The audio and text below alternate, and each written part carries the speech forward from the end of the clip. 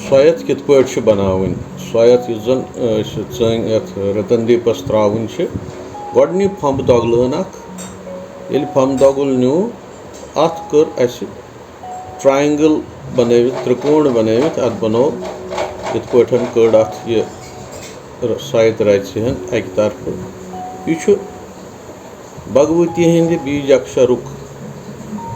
प्रतीक आयम बीज जन पंचस्तवी मज गोडनुक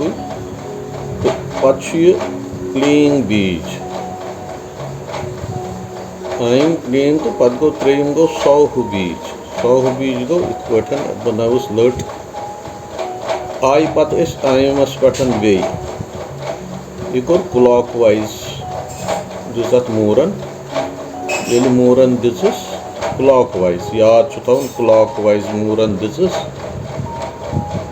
आयमस दिस क्लॉक वाइज क्लीमस दिस क्लॉक वाइज मूरन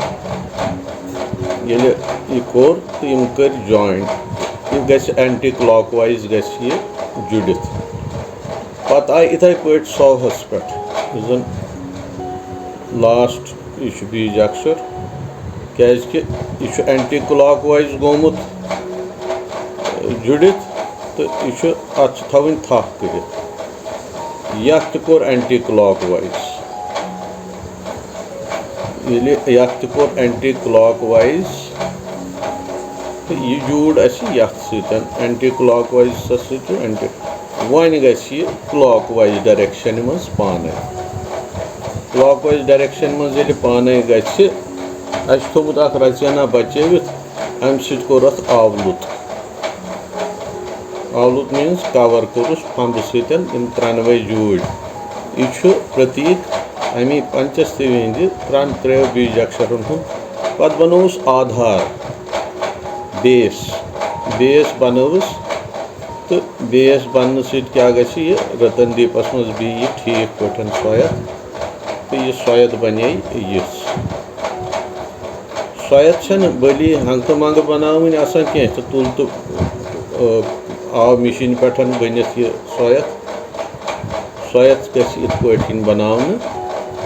तो अमि बनावन सतन क्या जन पत अत मज गव त्रावान या बे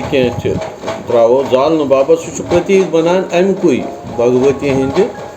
तेजुक भगवती हिंद स्वरूप भगवती जन दिव्य सत्ता सह प्रकाशमयी बड़े वन ज्योतिर्मयी वांगमयी यह ज्योतिर्मयी सत्ता हुंद प्रतीक तो इत पे सोयत बनावन अत क्या गो वन रतनदीप तैयार तो यह वन यम जालोन तो बावोन भगवानस तो तम वज बन यह प्रकाश रूप वनान अमिस सा ज्योतिर्मयी जन दिव्य सत्ता सह प्रकाश रूप पत रतनदीप पूजाई मज प्रयुक्त कर तो पत रतनदीपस ज्योतिर्मय स्वरूप तो ज्योतिर्मय स्वरूपस मज रतनदीप पत सपर प्रकाश फैलावान यमुक प्रतीक